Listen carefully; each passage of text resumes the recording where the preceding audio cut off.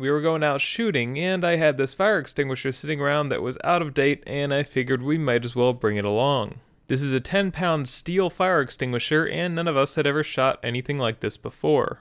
The shooter was using an AR chambered in .308 Winchester, but the scope wasn't exactly sighted in. And we were fairly close, which turned out to be way too close, probably around 40 feet away. The idea was to put a bullet right through the center of the fire extinguisher body. It didn't quite work out that way, although the resulting shot looks fairly intentional. Ready?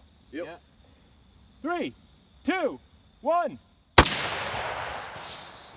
What we didn't count on in regards to our proximity was exactly how much dry chemical this was going to spray out and the direction of the wind.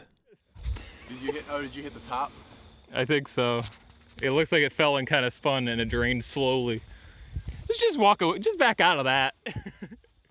Just back out of that.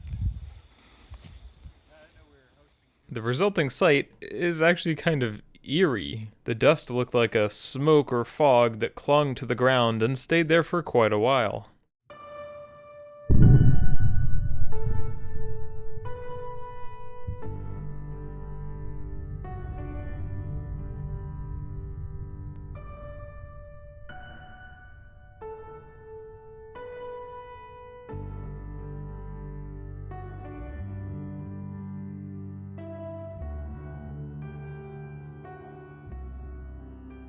Three, 2, 1.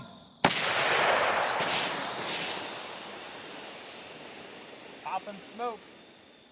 We did stay out of the area until it cleared, but dry chemical fire extinguishers are generally non-toxic. The main ingredient is usually baking soda or something similar, and unless you're in an enclosed area with it, it's pretty safe.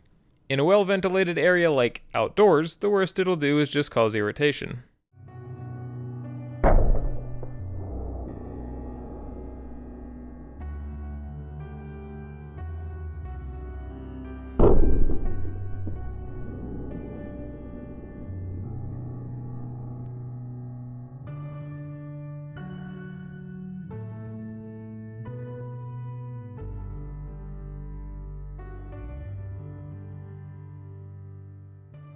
If we learned anything from this video, it's how to make an almighty mess in just a couple of seconds. Right through.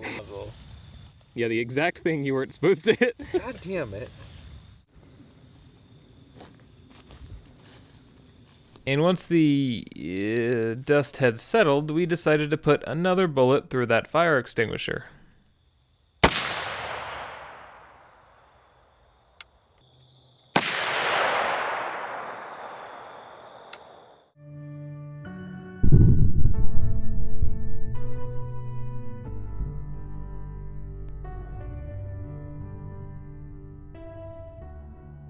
And we then proceeded to shoot the hell out of it.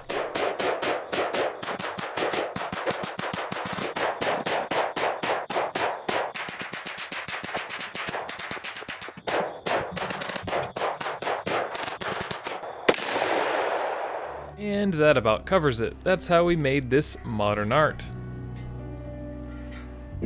The 22 LRs weren't really getting through, they were mostly just denting it. But there are a lot of holes from the 357 Magnum, 223, and 308. That tiny little hole in the neck is where all the dry chemicals sprayed out.